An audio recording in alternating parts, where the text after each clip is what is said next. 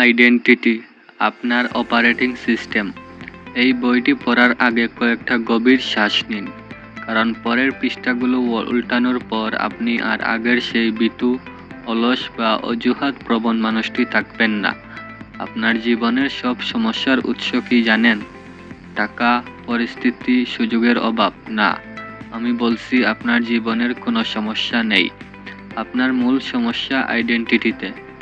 আপনি যে পর্যায়ের সফলতা খুঁজছেন তা শুধু হার্ডওয়ার্কেই পাওয়া যাবে না, তা আসবে আপনি নিজেকে কী বলে বিশ্বাস করেন তার ওপর।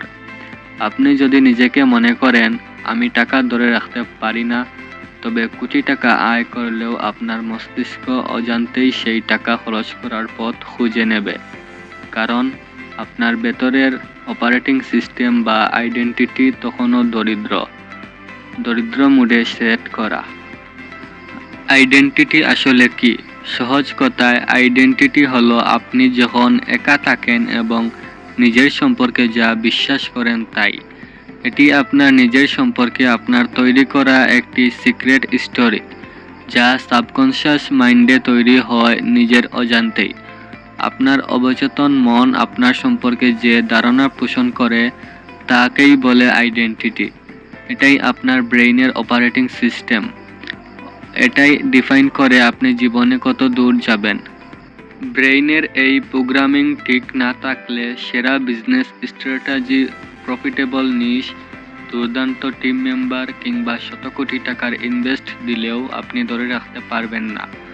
মোবাইলের অ্যাপ যত ভালোই হোক, ফোনের অপারেটিং সিস্টেম যদি পুরনো বা হ্যাকড হয়, তবে কোনো অ্যাপই ঠিকমতো চলবে না। ব্রেইনের অপারেটিং সিস্টেমও ঠিক এভাবেই কাজ করে। সহজ কিছু এক্সাম্পলে আইডেন্টিটিটা বুঝি। আইডেন্টিটি শব্দটা শুনলে মনে হয় ভারী কোনো কথা, আসলে কিন্তু মোটেও তা নয়। আইডেন্টিটি হলো আপনার অবচেতন মনের সেই লুকানো ড্রাইভার, যে আপনার অগোচরেই আপনার জীবনের স্টিয়ারিং ঘুরিয়ে দেয়। চলুন কিছু সস্তা কিন্তু দামি কিছু উদাহরণ দিয়ে এই মিস্ট্রি সলভ করা যাক। সিগারেট ও আইডেন্টিটি। দুজন মানুষকে সিগারেট অফার করা হলো, যারা ধূমপান ছাড়ার চেষ্টা করছেন। প্রথমজন বললেন, না ভাই, খাবো না, আমি ধূমপান ছাড়ার চেষ্টা করছি। তার আইডেন্টিটি এখনো একজন ধূমপায়ীর যে শুধু চেষ্টা করছে। দ্বিতীয়জন বললেন, না ধন্যবাদ, আমি ধূমপায়ী নয়। তিনি নিজের আইডেন্টিটি বদলে ফেলেছেন। তিনি আর ধূমপান ছাড়ার চেষ্টা করছেন না, তিনি নিজেকে একজন অধূমপায়ী হিসেবেই বিশ্বাস করেন। গল্প শেষ। প্রথম বন্ধুর পকেটে লাইটার থাকার সম্ভাবনা 99%, কারণ তার ভেতরের আইডেন্টিটি তাকে বলছে, তুই তো একজন চেইন স্মোকার, জাস্ট এখন একটু বাপ ধরছস আর কি, তাক দেখি কদিন পারস। আর দ্বিতীয় বন্ধু, তিনি নিজের ব্রেইনকে রিপ্রোগ্রাম করে ফেলেছেন। তিনি আর চেষ্টা করছেন না, তিনি নিজেকে একজন অধূমপায়ী হিসেবেই বিশ্বাস করেন। এটাই তার আইডেন্টিটি। ফলাফল, দ্বিতীয় ব্যক্তির সফল হওয়ার সম্ভাবনা 100%, কারণ তার আইডেন্টিটি তার কাজের সাথে মিলে গেছে। পাগলাপ্রেনার লেসন। আপনি যদি নিজেকে বলেন, আমি উদ্যোক্তা হওয়ার চেষ্টা করছি, তবে আপনি সারা জীবন চেষ্টাই করে যাবেন। আইডেন্টিটি পাল্টে বলুন, আমি একজন পাগলাপ্রেনার, দেখবেন আপনার হাত থেকে অজুহাতের সিগারেট এমনিতেই খসে পড়েছে। থার্মোমিটার বনাম থার্মোস্ট্যাট। আপনার জীবনের রিমোট কন্ট্রোল কার হাতে? চলুন এবার আমার হাই ভ্যালু কোর্স ব্রেভ এর ক্লাস থেকে একটা লেসন শেয়ার করি। ব্রেভ মেম্বারদের খুব পছন্দের লার্নিং এটা। থার্মোমিটার, পরিস্থিতির গোলাম। থার্মোমিটার তো আমরা সবাই চিনি। ছোটবেলায় জ্বর আসলে মা যখন ওই চিকন কাচের পাইপটা জিহ্বার নিচে দিয়ে রাখতো, সেটাই থার্মোমিটার। কিন্তু আমি তো ছিলাম এক বলদ কিসিমের পাগলা আর কি। ওই জিনিস বেশিক্ষণ মুখে ধরে রাখতে পারতাম না। ফলে শরীর আসলে তাপমাত্রা ঠিক মতো দেখাতো না। শেষে উপায় না পেয়ে মা ওটা আমার কাতুকুতুর নিচে, মানে বগলের নিচে দিয়ে রাখতো। থার্মোমিটারের কাজ কি? থার্মোমিটারের নিজের কোনো তেজ নেই। সে বাইরে তাপমাত্রা যা দেখে তার পারদ সেভাবেই ওঠানামা করে। বাইরে রোদ বাড়লে পারদ ওঠে, বরফ পড়লে পারদ নামে। আমাদের এদেশের 95% উদ্যোক্তা হলো এই জ্যান্ত থার্মোমিটার। তাদের ব্যবসার অবস্থা ভালো, মোটিভেশন একদম তুঙ্গে, ব্যবসার অবস্থা একটু খারাপ, অমনি মুড অফ, মুখ কালো, মোটিভেশনের বেলুন ফুস। তারা পরিস্থিতির গোলাম, বাইরে যেমন তাপমাত্রা তাদের ভেতরের অবস্থাও তেমন, এদের নিয়ন্ত্রণ থাকে অন্যের হাতে। থার্মোস্ট্যাট পরিস্থিতির সম্রাট। এবার আসুন এসির কথা। এসিতে থাকে থার্মোস্ট্যাট, এর কাজ থার্মোমিটারের ঠিক উল্টো। আপনি এসিতে 22 ডিগ্রি সেলসিয়াস সেট করছেন, বেশ, ওই থার্মোস্ট্যাটের আর কোনো কথা নেই। বাইরে যদি সাহারা মরুভূমির মতো গরম পড়ে কিংবা সাইবেরিয়ার মতো ঠান্ডা, সেটা ওই এসির দেখার বিষয় না। সে লড়াই করে হলেও রুমের ভেতরকে 22 ডিগ্রিতেই ধরে রাখবে।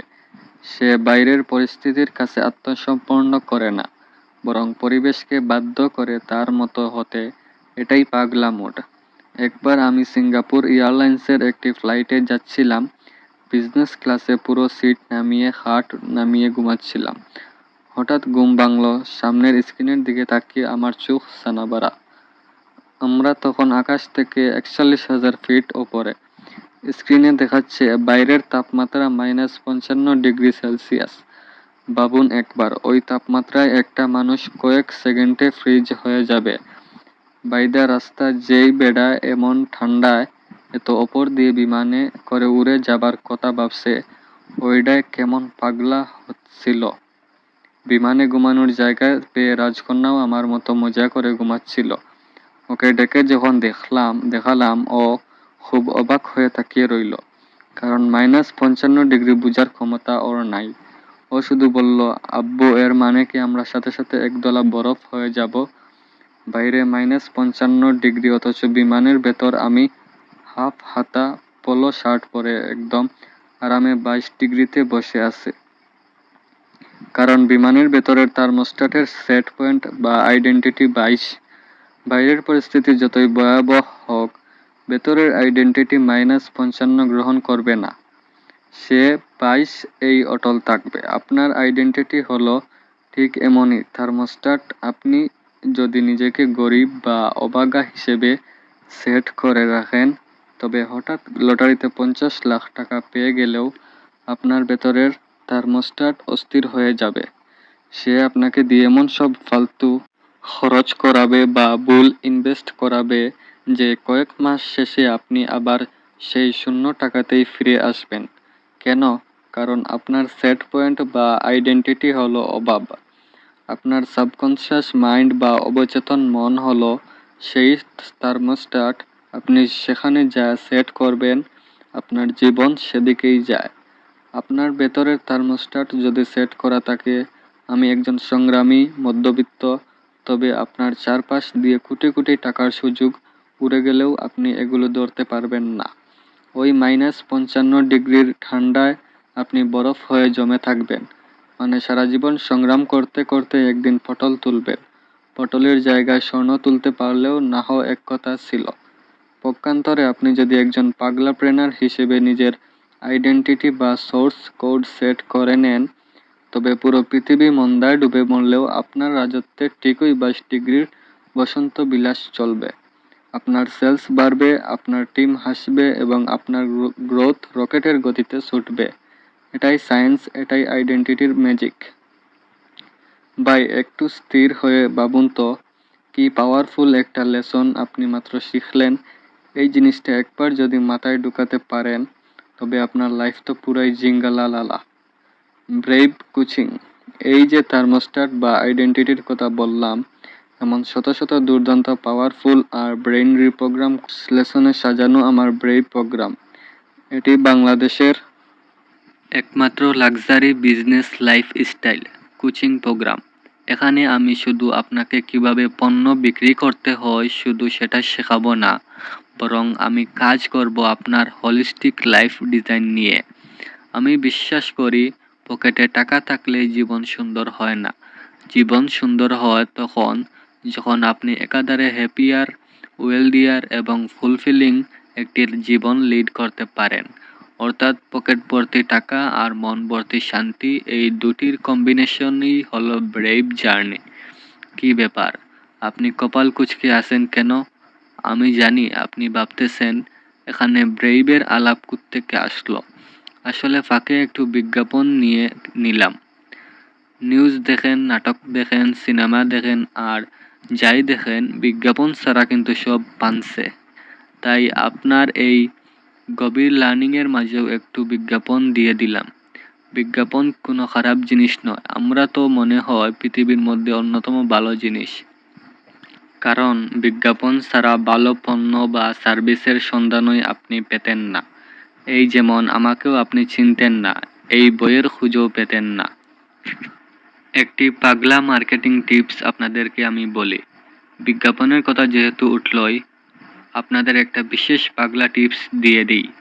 এই দেশের 99% মানুষ বিজ্ঞাপন দেখলে চ্যানেল বদলে ফেলে বা স্কিপ করে। কিন্তু আপনি যদি একজন মার্কেটিং এক্সপার্ট হতে চান, তবে আজ থেকে বিজ্ঞাপন দেখা শুরু করুন। আমি কোচ কাঞ্চন, কবিরাজের মজমা থেকেও মার্কেটিং শিখি। খেয়াল করে দেখবেন, কবিরাজ যখন হাটে হাড়গুড় আর গাছগাছরা নিয়ে বসে, সে কিন্তু কোনো ডিগ্রিধারী মার্কেটার নয়, কিন্তু তার কথা বলার স্টাইল, তার হুকিং পয়েন্ট আর মানুষের পেইন পয়েন্টে হিট করার ক্ষমতা অনেক পিএইচডি করা মার্কেটারের চেয়েও দাঁড়ালো। পাগলাপ্রেনার হতে হলে আপনাকে সব জায়গা থেকে শিখতে হবে। বিজ্ঞাপন মানে বিরক্তিকর কিছু নয়। বিজ্ঞাপন মানে মানুষের অবচেতন মনে নিজের জায়গা করে নেওয়ার লড়াই। সাধারণরা বিজ্ঞাপন এড়িয়ে চলে, আর পাগলারা বিজ্ঞাপন থেকে সাম্রাজ্য গড়ার ফর্মুলা খুঁজে নেয়। সুতরাং যদি মনে করেন আপনার জীবনের থার্মোস্ট্যাটটা একটু বেশি পুরনো হয়ে গেছে এবং ওটাকে রিপ্রোগ্রাম করা দরকার, তবে ব্রেইবের দরজা আপনার জন্য খোলা। চলুন মূল আলোচনায় ফিরি। একটা কথা মনে রাখবেন, বিজয় আপনার লাগবে, কিন্তু তার আগে থার্মোমিটারের মতো বাইরে থেকে উত্তাপ নেওয়া বন্ধ করুন। নিজের ভেতরের থার্মোস্ট্যাটটা রিপ্রোগ্রাম করুন। পাগলা অ্যাসেসমেন্ট। আপনার লাইফ কি পরিস্থিতির ওপর ভিত্তি করে বদলায়, নাকি আপনার আইডেন্টিটি দিয়ে পরিস্থিতি বদলে দেন? আজই নিজের রিমোট কন্ট্রোল নিজের হাতে নিন। আইফোন আছে কিন্তু সিম নেই। আপনার হাতে হয়তো ঝকঝকে লেটেস্ট আইফোন প্রো ম্যাক্স আছে, দেখতে দারুণ, ক্যামেরা অস্থির, কিন্তু ভেতরে যদি একটা অ্যাক্টিভ সিম কার্ড না থাকে, তবে ওই আইফোন দিয়ে কি কাউকে কল দেওয়া যাবে? বড়জোর ইউটিউবে ভিডিও দেখা যাবে, কিন্তু কানেকশন হবে না। আপনার পরিশ্রম, টাকা, মেধা হলো এই দামি আইফোনের বডি, আর আপনার আইডেন্টিটি হলো সেই সিম কার্ড। আপনার আইডেন্টিটি যদি সফল পাগলাপ্রেনার হিসেবে অ্যাক্টিভেটেড না থাকে, তবে আপনি দুনিয়ার যত দামি ট্রেনিংই নেন না কেন, সফলতার সিগন্যাল আপনার ফোনে কোনোদিনও পৌঁছাবে না।